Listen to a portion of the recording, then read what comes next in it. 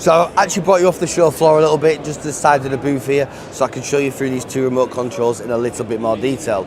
So we've got the Halo here. Now, I don't actually have one, but this is a direct SR260 replacement. So the size and the button layout, there and thereabouts, is pretty much identical. And then we've got this one here, which is the Halo Touch. So the Halo Touch has less buttons, more touchscreen. So this one has a screen, and the screen can be controlled via the buttons, but it's not a touchscreen. So these are these two different models. They both come in silver and black. The black, a little bit more plasticky. The silver and this black model of the Touch are made from aluminium. So let's take you through in loads more detail now the Halo. So the Halo remote control, first thing up here that you see is the custom buttons. Now these are one of my favourite things from the SR260, because we would use these for, say, lights all on, lights chill, lights all off. But that was a 1.2.3 dot.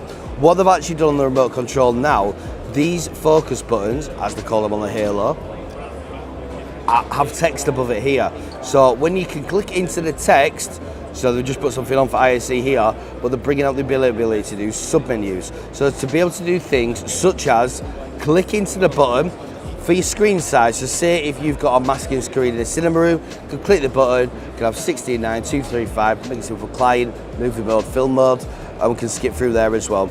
They've kept the watch and listen buttons. So if I click the watch button here, what that's doing now is it's bringing up the watch menu.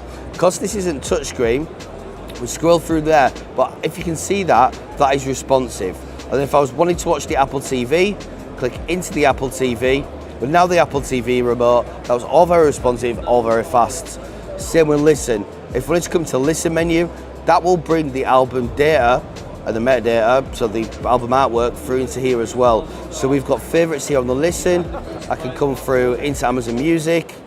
Again, it's not signed in, but the fact it even told me I needed to sign in that fast, you can see the speed. Sessions, everything. Lighting, really cool feature on the lighting on here as well. The accent lighting is the colours. So we can skip through the colours on there. So if I wanted to change the LEDs over, come up here, can adjust the brightness. Really, really nice, love that. So the on-screen Control4, so the red fault screen on the screen display is gone. We brought in a TV menu button instead. So that button there is going to bring up the on-screen display. Going down here, which to the part which you're probably going to use most, that's where your finger's going to sit. And what they've done, they've put that little ridge on there, as Jacob explained, of 1.5mm, so you can feel the difference. We've got volume and channel buttons, menu. This one here is a first. We've got the microphone built into it, so we can do a voice command straight through the remote control. We've got a separate video showing that, and then we've got your standard function buttons. One final cool feature on this remote control, if you've not spotted it yet, is this. So if I press this button here, what that will actually do is it'll bring me the red, green, blue and yellow buttons up that are still used on some TV services, especially the UK. My missus will tell you the green button on Sky is for next episode, so she can do that, number 2, and then that menu goes away. So yeah, that is the main Halo, and that's got all those features. So let's have a look through the Halo Touch now. Now, before I actually go through the Halo Touch, I'm just going to make it very clear, this is on beta firmware. So whereas this is shipping and ready to go, and literally so fast, so responsive, this one will be a little bit slower, because they're just ironing out the last few kinks before it goes live.